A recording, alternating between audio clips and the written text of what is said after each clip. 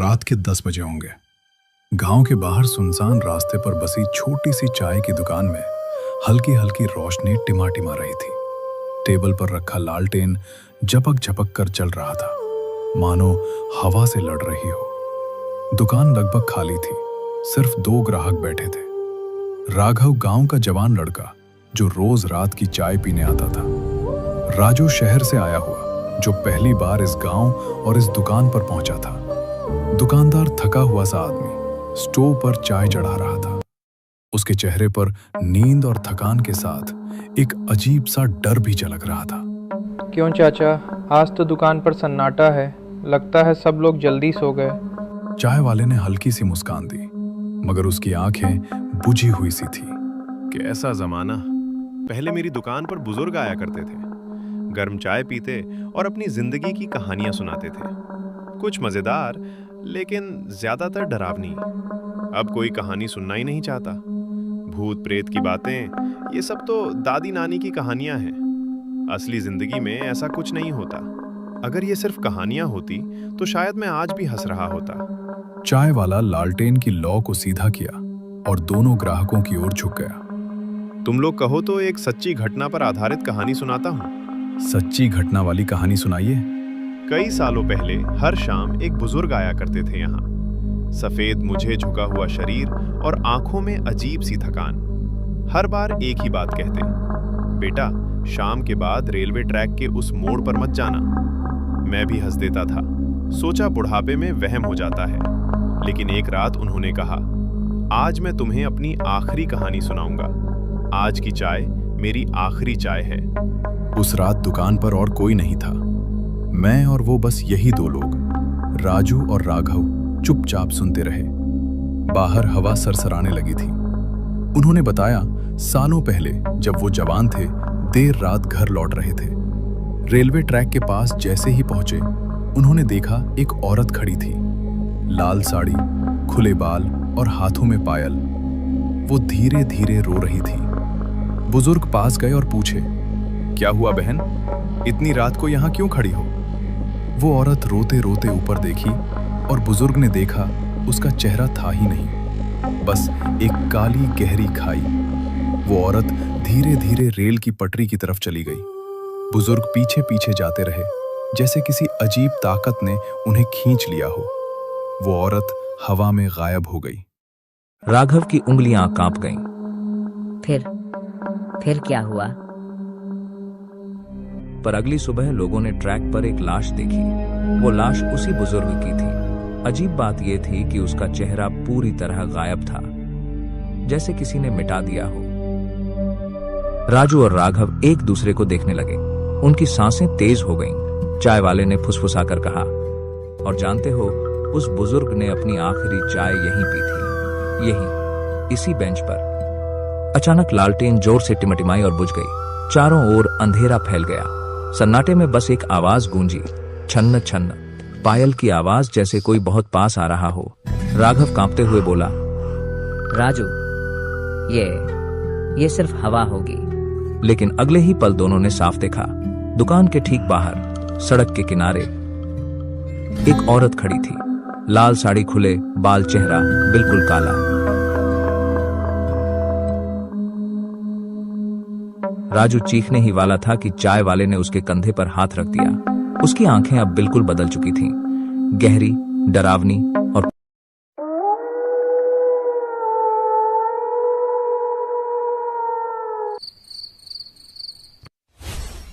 उत्तर प्रदेश के एक छोटे से जिले में भैरवपुर नाम का एक गांव था, जहां के लोग डर के वजह से शाम होते ही दिखाई नहीं देते थे। उस वक्त गांव में कुत्ते जोर जोर से भौंक रहे थे। उसी गांव के पहले रतनलाल का एक कुटिया था, जहां पर शाम को उसके दोस्त बैठकर डरावनी बातें किया करते थे। उस दिन मौसम बहुत ज्यादा ठंडा था। दोनों तरफ कुर्सी लगाकर आग जला रहे थे। जंगल से जानवरों की आवाज ऐसे आ रही थी जैसे किसी की तड़प में याद कर रही हूं। चारों तरफ एक सन्नाटा छाया हुआ था।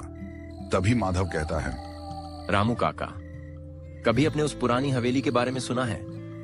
कहते हैं उस हवेली में जब रात को 1 बजता है तो रोज रात को औरत की रोने का आवाज सुनाई देता है, लेकिन कभी किसी ने अभी तक अंदर जाकर नहीं देखा है। कौन सी पुरानी हवेली की बात कर रहे हो?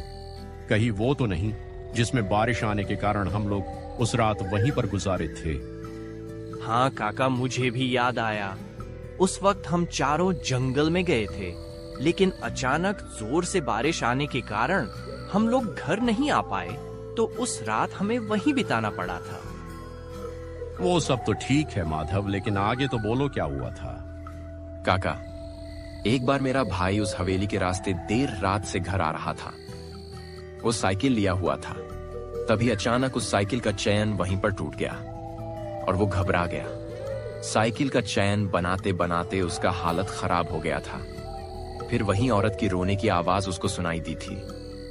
उस वक्त वो साइकिल लेकर तुरंत वहां से घर भाग आया।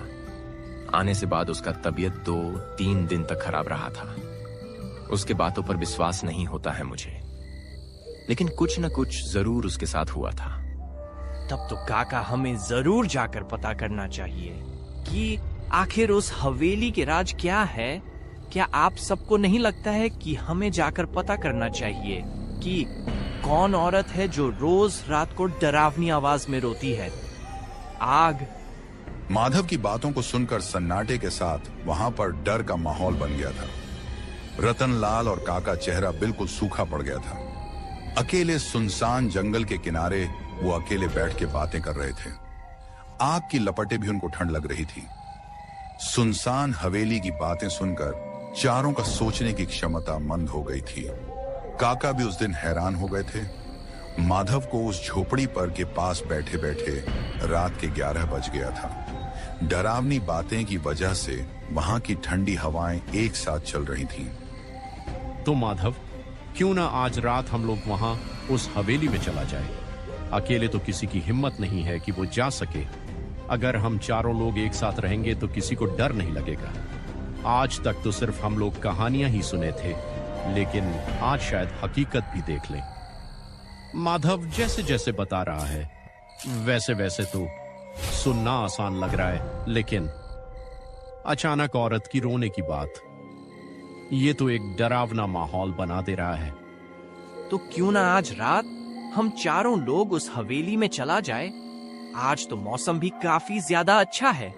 कल का क्या पता कौन रहेगा कि नहीं रहेगा।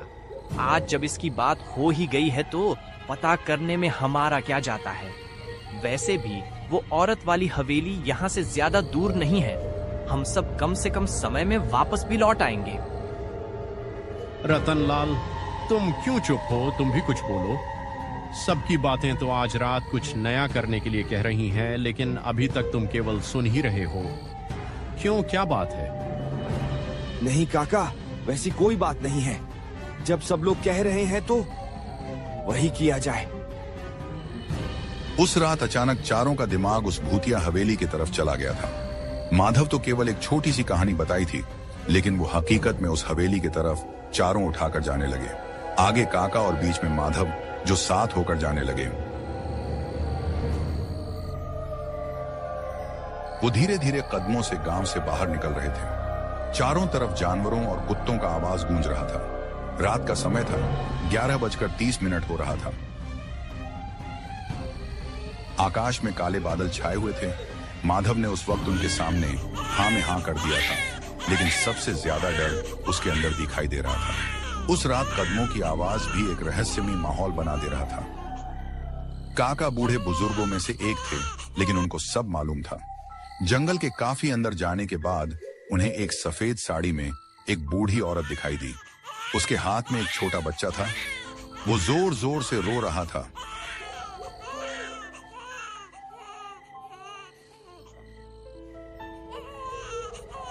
ये सब देखकर वो चारों हैरान रह गए। आधी रात को औरत और वो भी एक बच्चे के साथ इस सुनसान रास्ते में। देखते ही माधव को कुछ अजीब सा महसूस होने लगा। वो पहले भी ऐसी घटना कुछ ऐसे ही करके अपने गांव वालों से सुना था। उस वक्त बच्चे की मासूमियत देखकर काका का दिल पिघल गया। अरे तुम कौन हो और इस बच्चे को लेकर इतनी रात को क्या कर रही हो? ये बच्चा किसका है?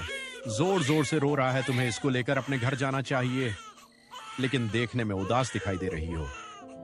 क्या बात है? कहीं कुछ हुआ तो नहीं ना है तुम्हारे साथ? वो औरत देखने में साधारण दिखाई दे रही थी, लेकिन उनके अंदर का छिपा डायन का भयंकर रूप दिखाई नहीं दे रहा था। वो अपना चेहरा उदासी के रूप में ढाल ली थी ताकि किसी को उसकी पीछे छिपी मासूमियत का राज न दिखाई दे। अरे बेटा, क्या तुम सब मेरी मदद कर सकते हो? इस बच्चे का तबीयत बहुत ज्यादा खराब है। भूख के कारण ये तड़प कर रो रहा है। ये बच्चा मुझे आगे तालाब के किनारे मिला है। लगता है किसी ने इसको छोड़कर वहाँ से चला गया है। मुझे देखा नहीं गया तो इसे लेकर यहाँ आ गई। उस बूढ़ी औरत की मधुर बातों को सुनकर माधव को रहा नहीं गया। वो झट से बोला, दादी माँ, अब तो बेचारे इस बच्चे की माँ इसे इस हालत में छोड़कर चली गई है। वो ना जाने किस पत्थर दिल की होगी जो अपने ही बेटे की नहीं हुई। आपने इस हालत में बच्चे की मदद की है, इसका फल भगवान आपको जरूर देगा। बेटा, उम्र ढल जाने के कारण और दूरियां मुझसे नहीं चला जा रहा है। क्या तुम सब मेरी इस हालत में मदद कर सकते हो? इस बच्चे को लेकर अस्पताल जाना बहुत ज्यादा जरूरी है, नहीं तो ये मर जाएगा। आधी रात को उस औरत का बीच जंगल में होना, और वो भी एक छोटे नवजात बच्चे के साथ, काका को कुछ अजीब लग रहा था। उनके मन में एक प्रकार का चिंता हो गया था। देखते देखते रात का 12 बज गया। जंगल में और जोर जोर से कुत्तों के और जानवरों के भौंकने की आवाज गूंजने लगी। चारों तरफ सन्नाटा छाया हुआ था। एक तरफ बच्चे को देखकर माधव का दिल पिघल रहा था, वहीं दूसरे तरफ काका को वो बूढ़ी औरत कुछ अजीब दिखाई दे रही थी। हम सब इस हालात में तुम्हारी कोई मदद नहीं कर सकते। आपको खुद इस बच्चे को लेकर जाना होगा। इस वक्त हम किसी काम के सिलसिले में जा रही हैं। ऐसे में मैं आपकी की कोई मदद नहीं कर सकता हूँ। रात भी काफी ज्यादा हो गया है, अब हम सब और नहीं रुक सकते हैं। बूढ़ा उसकी माया को देखकर पहचान जाता है और उन तीनों, माधव, रतनलाल और मदन को लेकर अपने साथ चला जाता है। वो बुरी साया उस बच्चे को लेकर वहीं देखती रह जाती है। माधव, रतनलाल, अमन और काका उस सफेद डायन से छुटकारा पाकर वहां से तुरंत निकल लेते हैं, लेकिन कुछ ही दूर आगे जाने के बाद पीछे कदमों की आवाज सुनाई देती है।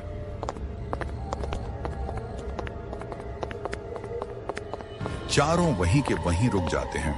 अमन पीछे मुड़कर देखता है तो उसे कोई नहीं दिखाई देता है। रात के काले अंधेरे में साफ से दिखाई भी नहीं दे रहा था। काका, ये कैसी आवाज थी? ऐसे लग रहा था जैसे कि हमारे पीछे पीछे कोई चल रहा है, लेकिन अचानक कहाँ गायब हो गया है। जंगल में काली रात के अंधेरों में जानवरों को कुछ दिखाई नहीं देता है। वो इधर से उधर भागते रहते हैं। हो सकता है कोई छोटा मोटा जानवर होगा, इधर उधर भाग गया होगा। डरो मत, हिम्मत रखो, कुछ नहीं होगा। काका, मुझे तो बहुत डर लग रहा है। कहीं वो औरत तो नहीं है जिसके बारे में हमने सुना था। वो कदमों के आहट पर ध्यान नहीं दिए, धीरे धीरे हवेली के करीब पहुंच गए। दूर से काले अंधेरे में वो हवेली उजले से प्रकाशित दिखाई दे रहा था, लेकिन उनके अंदर का भयानक अंधेरा और खुफिया औरत का राज किसी को मालूम नहीं था। चारों के चेहरे पर वो डर साफ साफ दिखाई दे रहा था, जैसे कदमों की आहट उन्हें यहां तक खींच लाई हो। काका, ये वही हवेली है जहां से औरत की रोने की आवाज सुनाई देती है। इसे रास्ते पर अनेक घटनाएं हुई हैं, लेकिन किसी ने पता करने की कोशिश नहीं की है। आज तो आंखों का पर्दा दूर ही हो जाएगा। बेटा, अब तो अंदर जाकर ही देखना पड़ेगा, लेकिन संभल कर, वो औरत का छलावा किसी को मालूम नहीं है। हम सबको सावधानी के साथ एक साथ रहना होगा। हम सबको देखकर उस औरत की शक्तियां फीकी पड़ सकती हैं, इसलिए कोई कहीं नहीं जाएगा इधर उधर। धीरे धीरे वो चारों उस भूतिया हवेली के अंदर चले गए। माधव का शरीर पहले से ही कांप रहा था। वो हाथ जोड़कर सबसे पीछे खड़ा था। तभी अचानक सरसराहटों के साथ खून से लटपटा, गर्दन कटा हुई पिशाच सामने प्रकट हो जाता है। उसका भयानक रूप देखकर चारों के रूह कौंप गया। देखने में डरावना चेहरा और उसकी बड़ी बड़ी आंखें, मानो जैसे उसका सिर किसी ने जिंदा काट के दफना दिया हो। औरत की आवाज में उसका रोना देखकर सबके सब गांववासी हैरान हो जाते थे, लेकिन किसी को यह बात पता नहीं थी कि ये वही शैतान है। धीरे धीरे पीछे से वही बूढ़ी औरत आती है जो कुछ देर पहले जंगल में मिली थी।